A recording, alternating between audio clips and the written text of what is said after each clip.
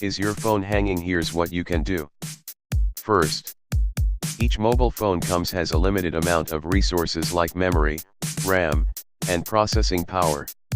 If you overburden the phone beyond the capacity of these resources, the phone may hang.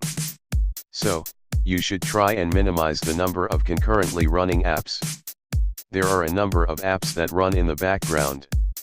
You can free the clogged memory by stopping the apps that you don't need at present.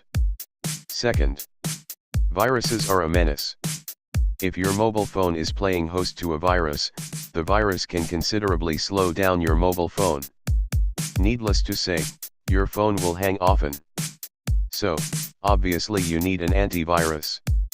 Although antivirus software itself take up a lot of memory, but it is better to have the virus removed. Third, this should be your last resort. If nothing else works and phone still hangs, you can reset your mobile phone back to factory settings. Use of this option will remove everything from your mobile phone.